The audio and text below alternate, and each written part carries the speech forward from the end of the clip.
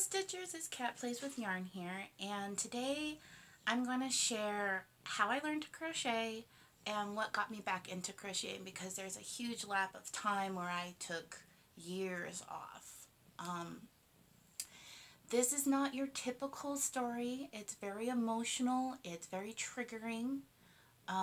So if you are a very sensitive soul and have troubles with death stories, go ahead and skip this. But I want to share it because it's also Mental Health Awareness Month. And my family and I have gone through something within a year span, within 365 days in a year. So go ahead, grab your cup of coffee. I got mine. And I got my friend, which you'll hear purring. Morty's here for my moral support. Like I said, it's pretty traumatic, friends. At least to me. You're going to see lots of rainbows because I'm in my sanctuary. This is where I need to be to tell this story. And here we go. So, my sister-in-law name is Carrie. I will be calling her Carrie throughout the story. My sister-in-law Carrie died on July 6th. So we are actually very close to her anniversary. Now, the couple of days prior to Carrie's death, my son's birthday happened and family came in from town and we all celebrated my son's 8th birthday. It was a great time. It was probably the hardest we've ever laughed. It was fun. And the next morning, my mother-in-law needed to go back to Washington where she was staying, and life was going to get back to normal. You know how it is when family comes over. You got to be the hostess of the mostest. So it was no surprise to us the next following morning after my son's birthday that we would get a phone call from his sister just making sure that everything's okay. Just to let us know Mom got on the plane okay and she's up in the air. So when we got a phone call in the morning from Ramon's other sister, Kayla,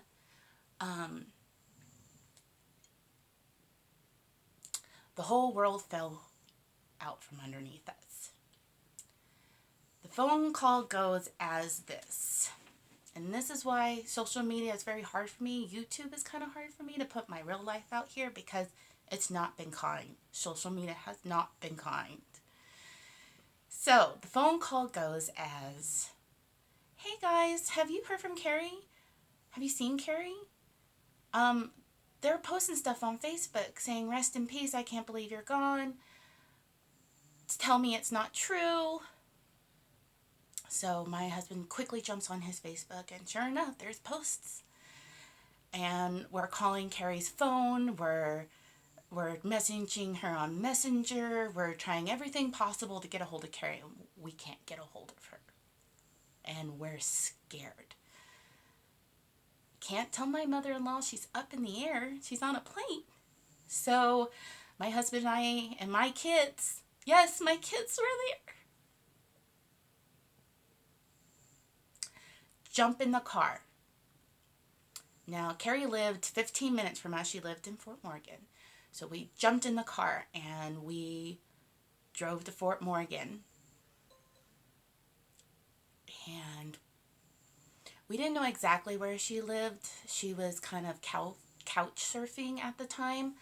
So we figured the best thing to do would to be go to the hospital, go to the police station, and last go to the morgue.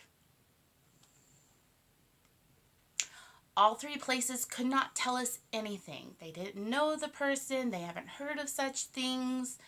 They don't know. And so my husband and I looked at my husband and I was like, "You grew up here." I was like, where would Carrie hang out? And he's like, "Oh, let's go to the last house that we knew she was staying at." So we drive up to the house, and and the people that she was staying with were standing outside. I throw the car into park, I jump out of the vehicle, and I run up to them. Don't introduce myself, don't know these people at all. I've never met them in my life, don't know who they are. And I'm screaming at them, "Where's Carrie? Where's Carrie?" And they just looked at me and they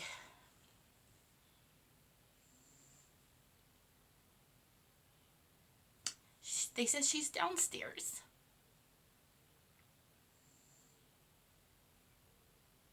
And that she had passed away.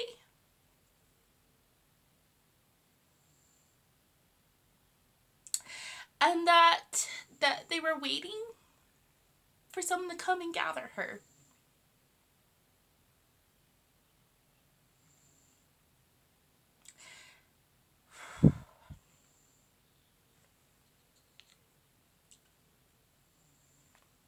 Now, I can't tell you how many times I had to go find dead bodies, but let me tell you, I feel for my husband because this is the second time, personally, I had to go find someone who was deceased. I had to find his dad, and now we found his sister.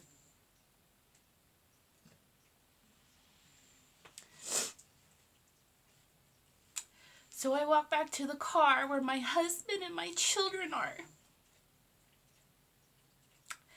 And my husband knew. And I've never heard my husband scream out in disbelief like that. And I never want to hear it again. But I did very shortly after, when he called his mom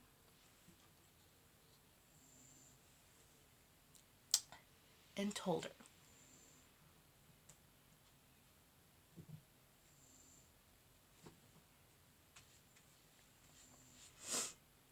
Carrie was a very beautiful young woman, 29 years old. And she was struggling like everybody else at that age.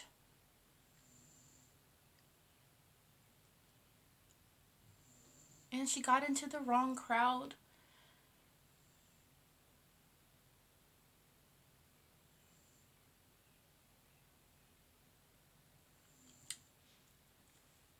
Her life ended way too soon.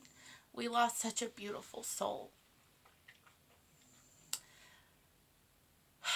So I took my husband and my kids over to the mortuary where we waited for his other sister Kayla to come and his other sister Teresa from Denver to come, so we could find out what happened.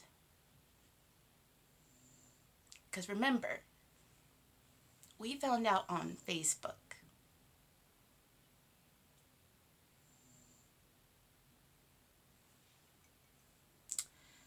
So, the rumors are, now I don't know exactly what had happened. I wasn't there. But the rumors are is that there was a party and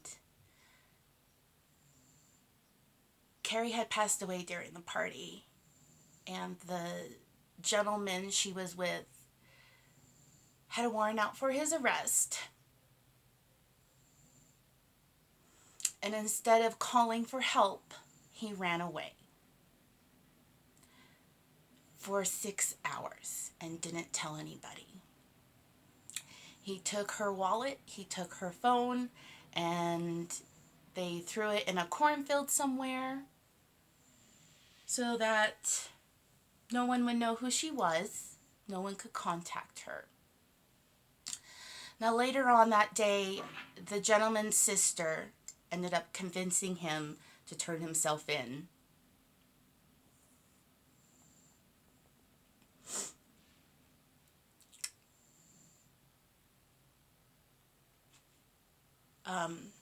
And that's all I know about the gentleman and what had happened from hearsay. We do know that someone was arrested for her death.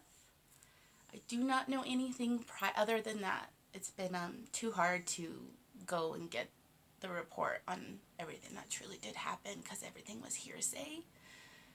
And I don't want to remember Carrie like that. I want to remember Carrie as the happy, giggly girl who always played with my grandbabies, and every time she was with my babies. And every time that she was around my kids, she and my kids were the happiest they've ever been. And that's how I want to remember Carrie.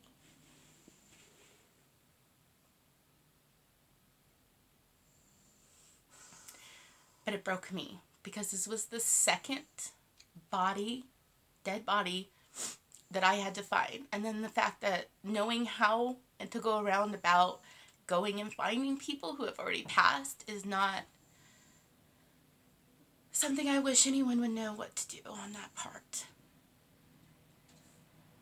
So, let's go ahead, and I went off the block. I was very depressed. I quit eating. I quit going outside. I would sleep 24 hours a day.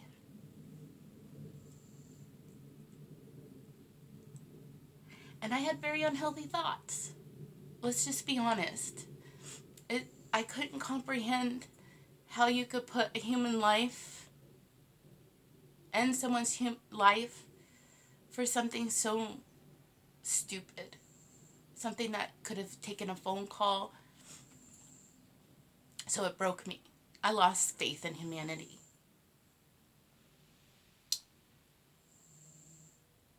So I went into respite care. Now, if you don't know what respite care is, you pretty much go into a home and you're a child.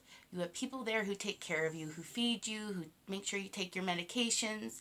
You literally kind of like check out. You have no responsibilities. You forfeit everything.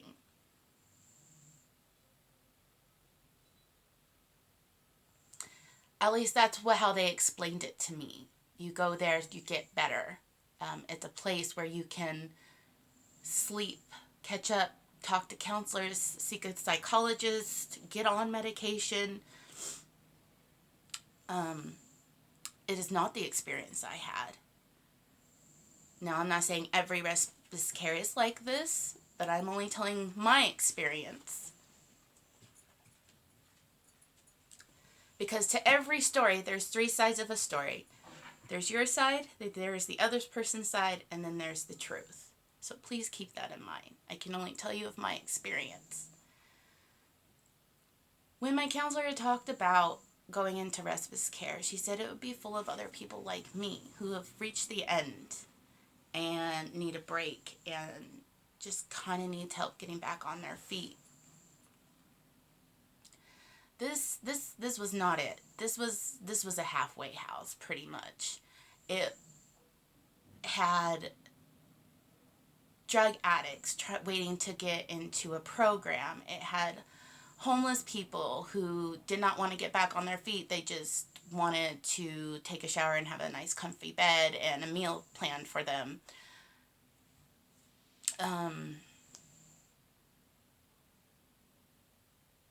The only other person there who was really mentally unhealthy like me was a teenager, and she ended up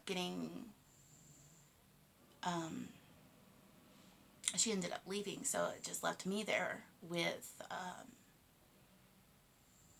a bunch of drug addicts and homeless people.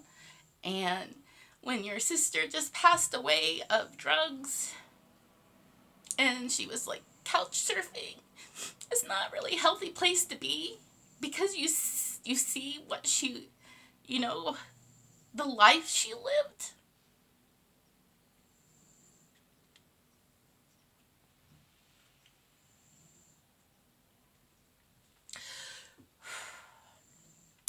So I went up to the director of the facility and I introduced myself. And the gentleman goes, "I'll be with you in a moment," and went back to his office and closed the door. At that time, I burst into his office and I said, "I'm out. I need a ride home. You get me out of here at this instance." This is not what I signed up for. I want to go home. I was manhandled out of the room. And about an hour later, I got on the phone with a psychologist over video chat. She put me on some medication. Made me promise that I would go see my doctor the very next day. And then I was allowed to leave. Now, when I went there, I had to be driven in a secured van. So there was a driver in the front, and I was in a caged back area. And when leaving, I got to sit in the front of the van and not in the cage. So I felt a little bit more comfortable. And the lady kept apologizing to me that this is not how their facility usually runs. And she kept apologizing. And I said, I really hope you guys get yourself together, because this place is really needed. And it saddens me that you allow people to abuse it. Now I got home. I'm on meds. I go see my doctor. I get lined up with a therapist.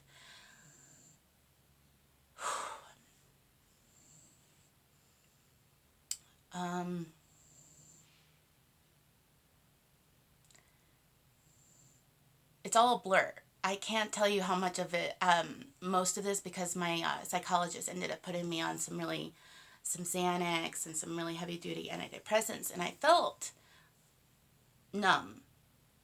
I can't tell you how it felt like the world was passing me as I was sitting there watching it. I felt like I was in a time bubble. The time was passing by outside of the bubble, and I was stuck where I was. So I couldn't tell you what day it was, the time of day, who was at home, who wasn't at home. Okay? Now I want you to know this, that my husband just lost his sister, his really close sister. And now he's having to take care of me and take care of the kids and deal with his grief.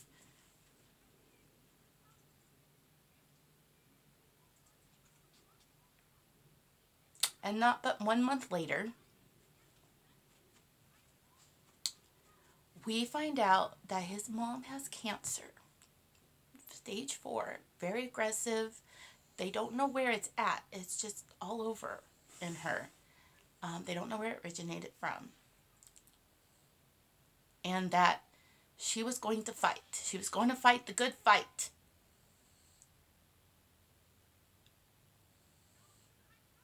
So we thought we had time to go. We had planned to spend as much time up there with Kathy, my mother-in-law, as possible. Ramon was ready to take medical leave for 5 months. I was ready to pull the kids out. I mean, this was their grandma. This is time that they will never ever get back. And I wanted my kids to have as much time with their grandmother, because they were so close to her. And my son and Kathy had a bond that everyone in the family still talks about. It's like they were soulmates. You know that movie Hotel from Transylvania, that Zing? I swear, I've seen it. My son and Kathy. So, not short after her diagnosis, we get a phone call from Ramon's oldest sister. And she had gone up to visit her mom to get the whole story, how bad it is. Because no one was really telling us the whole story. Didn't know if we could handle it. Didn't know if Kathy didn't want us to know. So Ramon's oldest sister went up to get the story. And the phone call goes, "You guys need to get up here now. We don't know how much time is left." And that's when his family pulled all together. and they are a force to be reckoned with. His two older brothers got on the phone with their wives. Their wives set up plane tickets. They paid for everything because we didn't have money to go up and see her at the time. We had just started saving. So his other family members pulled all together and bought us plane tickets and rented a car for us. And my husband has never flown before, neither have my children. So to get in a plane and go see her mom for the last time,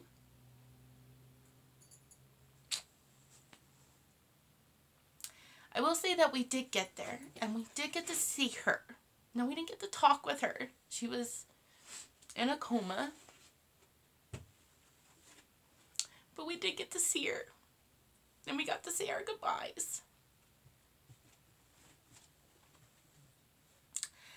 And she went with both of her children that were there, hugging her, telling her how much she is loved, and thanked her for the great life that they have. And as a mother, if I ever die, I could not think of a better way to be hugged by my children, being told how much that I'm loved and how much I meant to them. So I hope we gave that to her.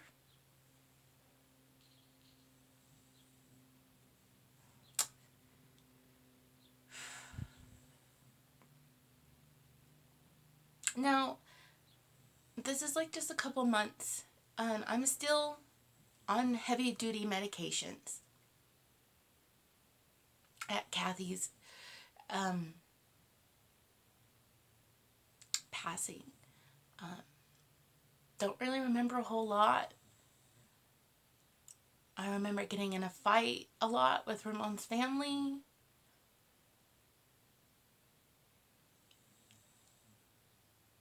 And then we came home. And we came home with a dog. We came home with Kathy's dog, Lily. And she's very close to our heart. And we treat her like she was one of Kathy's babies. So I'm glad that we can somewhat keep her with us and keep alive. Now, I don't know how I came out of my bubble. I don't know if it's because I missed some prescription medication. I don't know if I just got sick and tired of feeling numb and absent. But I quit taking my medication.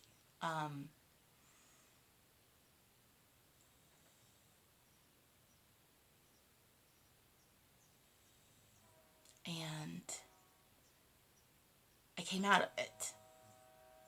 Now, I'm not saying if you're on depression or you're on Xanax or any of those things to get off your pills by whatever so means. The way I did about it was terribly wrong. I should have gone through my doctor and eased off of it. But my crutch literally was crocheting. I found out my sister was pregnant and she was going to have a baby. So I was like, oh my gosh, I have something to do. I have something to look forward to. Life is continuing. And so I picked up a hook and I started crocheting. And I haven't stopped, friends. And I don't want to stop because it's a meditation for me. It's a release. You can definitely tell on my work when I'm upset. It's if I'm angry, my work's all tight, my tension's extremely tight. If I'm sad, my work is just very loopy and lazy and not good quality. But it helps. So I want to say thank you to all the other fellow stitchers out there who keep me going with your channels, who show me the work you do, the amazing pieces that you create with your hands, the yarn you guys dye. I mean, dye or get or find or, I mean, it's not, you find this amazing string and you envision into something and you create it. It's almost like birth. You're given something, a material, and out of that material you create something that'll have its own life and its own purpose. And that's amazing to me. So I'm going to end this with the little bit of I'm going to end this with some advice. Now, take it or leave it, or it's not advice. This is just how I'm looking at life right now. And this is brought to me by my therapist. So again, I'm not taking full responsibility of this, guys, but this just resonated with me like that. If heaven or the afterlife or what you believe in is ideal, the perfect situation, everything as it's supposed to be, perfect, all happiness, everything you've ever wanted. The whole reason why we come down to earth is to experience those ups and downs like a roller coaster. When a roller coaster is just straight and minute, there's no excitement, there's no extreme, there's no experience, there's no life. Now, I sit there and say, well, I don't want to go down. I don't want to go down the roller coaster. That's sad. I don't want that. I was like, why? When will I have my ups? And my therapist goes, those are your choices. You get to choose. When a situation comes up, she's like, ask yourself these 3 questions. What is the best outcome? What is the worst outcome? And which one do you want to live through? And do it. Now, I'm not saying that you're going to choose the best answer, but you're going to choose what's best for you at that moment. And if it was the downfall, the great thing about that downfall, depending on the steepness or the abrupt turn, there's always an up. You'll always go up. And when you reach that climax, where everything kind of gets boring, you kind of want that drama and you sabotage yourself. You see what I'm saying? So next time you have a hard choice coming up or you feel yourself down, ask yourself, what is the best outcome? What is the worst outcome? And which one do you want to experience? So thanks for coming along on this journey. I know it was a very long, sad story about just a teensy bit on how crocheting is helping my enlightenment. But I want to hear your stories on how you started picking up crocheting.